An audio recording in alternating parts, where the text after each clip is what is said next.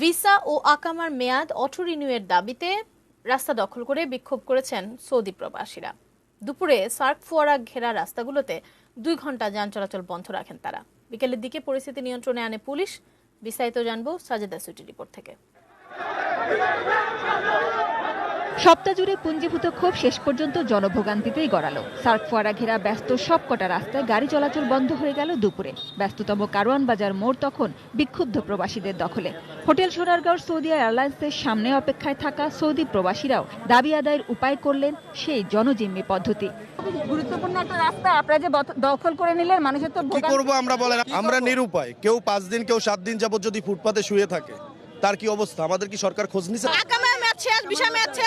আমরা একদম অক্ষম, কারণ আমাদের কর্ম ওখানে।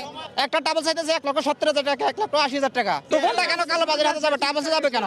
3 মাস অথবা ম্যাক্সিমাম 2 মাস যেন অটো রেনো করাতে না হইলে আমরা না খাইয়ে মরে যাবো। আমি এই দেশে আসছিয়া 8 লক্ষ টাকা সুদে আনছি, আসছে মেয়ে বিবাহ দিছি। এই কাগজপত্রগুলো সৌদি আরব থেকে আনার জন্য, কিন্তু এখান থেকে একটু সৌদি আরব থেকে আনা আমাদের পক্ষে সম্ভব না। আমরা আমাদের কর্মস্থলে যাইতে চাই, এটা আমার সবচেয়ে বড় দাবি।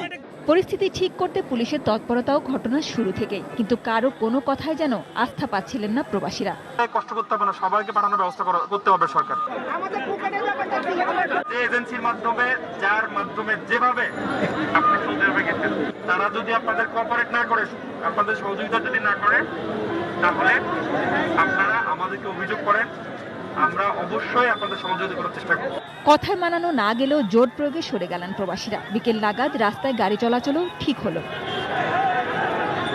সোমবার 5ম দিনের মতো টিকিট দেয় সৌদি এয়ারলাইন্স। 1901 থেকে 2300 পর্যন্ত সিরিয়ালের টোকেনধারী প্রবাসীদের এদিন টিকিট দেওয়া হয়। আমরা কয়েক মুসলিম হয়তো কয়েকজন আসছি, বাকি তো অনেকগুলো টোকেন পায় না, ই করে না। অটো রিনিউয়াল দিলে সবচেয়ে ভালো হয়, কারণ এটা হয়রানি হয় না। এদিকে মার্চের শেষার্ধে যাদের দাম্মাম যাওয়ার ফিরতি টিকিট নিশ্চিত করা ছিল, তাদের জন্য অক্টোবরের প্রথম সপ্তাহেই ফ্লাইট নির্ধারণ করেছে বিমান কর্তৃপক্ষ। মতিঝিলে বিমান বাংলাদেশ এয়ারলাইন্সের 5ম দিনের টিকিট প্রদান কার্যক্রমে এলো তথ্য বিভ্রাট ও অব্যবস্থাপনার অভিযোগ। তোমরা এই ডেটে যেতে না, ভিসা লাগাইলাও আবার। ভিসা তো কোভিলে লাগাইতো না, আমরা কি করি? আমি তো মাল্টি ভিসা, আমাকে কেন আটকাবে বা আমাকে ঢোকার কেন সুবিধা নাই? কিন্তু আমার প্রায় 26 বছরের অভিজ্ঞতা আমার। Sajeda Sweety, ATN news, Dhaka.